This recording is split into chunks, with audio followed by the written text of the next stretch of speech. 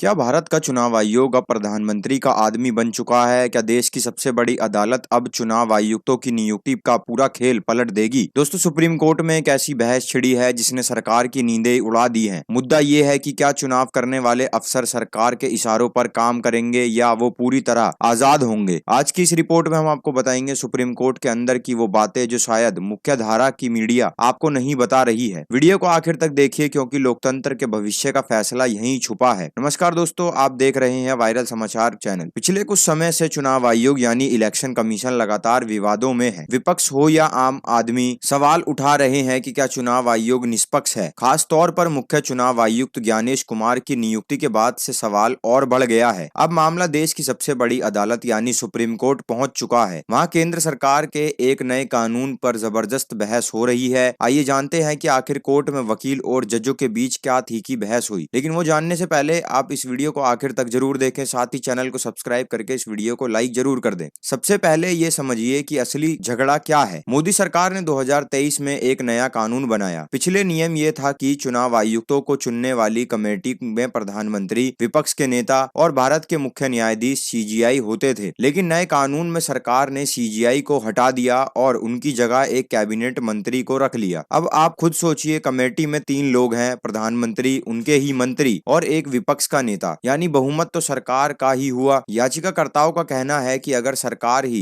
अपने पसंद के अफसर चुनेगी तो वो अफसर सरकार के खिलाफ फैसला कैसे ले सकते हैं। यही वो पॉइंट है जिस पर सुप्रीम कोर्ट में वकील विजय हसारिया ने सरकार को घेरा। वकील विजय हसारिया ने कोर्ट में दलील दी कि जिस तरह जजों को चुनने में सरकार का दखल नहीं होता, ठीक उसी तरह चुनाव आयोगों को भी सरकार के नियंत्रण से बाहर होना चाहिए। उन्होंने कहा कि चुनाव आयोग और सत्ताधारी दल के बीच अक्सर हितों का टकराव होता रहता है। उन्होंने कोर्ट को याद दिलाया कि जब संविधान बन रहा था तब डॉक्टर भीमराव अंबेडकर साहब ने भी यही कहा था कि चुनाव कराने वाली संस्था ऐसी होनी चाहिए जिस पर कार्यपालिका का कोई दबाव ना हो। उन्होंने साफ लफ्जों में कहा था, चुनाव आयुक्त प्रधानमंत्री का आदमी नहीं होना चाहिए। इस बहस के दौरान जस्टिस दत्ता ने एक बहुत जरूरी बात कही। उन्होंने माना कि चुनाव को मौजूदा सरकार के प्रभाव से बाहर रखना ही होगा। हालांकि उन्होंने यह भी पूछा कि क्या संविधान में कहीं ऐसा लिखा है कि चयन करने का अधिकार पूरी तरह सरकार से छीन लिया जाए। दोस्तों, यह बहस इतनी लंबी चली कि कोर्ट ने इसे अगले दिन भी जारी रखने का फैसला लिया है। अब पूरी दुनिया और पूरे भारत की नजरें सुप्रीम कोर्ट के फैसले पर टिकी है। क्या कोर्ट उस पुराने सिस्टम को वापस लाएगा जिसमें सीजीआई की भूमिका अहम थी, या फिर सरकार का नया कानून ही लागू रहेगा? अब आप हमें कमेंट करके बताइए, आपको क्या लगता है कि चुनाव आयुक्त की नियुक्ति वाले पैनल में मुख्य न्यायाधीश सीजीआई का होना बहुत जरूरी है? क्या सरकार का दखल चुनाव की निष्पक्षता को कम कर रहा है? अपनी राय नीचे कमेंट बॉक्स में लिखकर जरूर दें। अगर आपको यह खबर जानकारी पूर्ण लगी हो तो इस वीडियो को लाइक करें और ज्यादा से ज्यादा लोगों तक शेयर करें ताकि लोगों को सच पता चले। ऐसी ही खबरें के लिए हमारे चैनल को सब्सक्राइब करें। मिलते हैं अगली रिपोर्ट में, तब तक के लिए जय हिंद।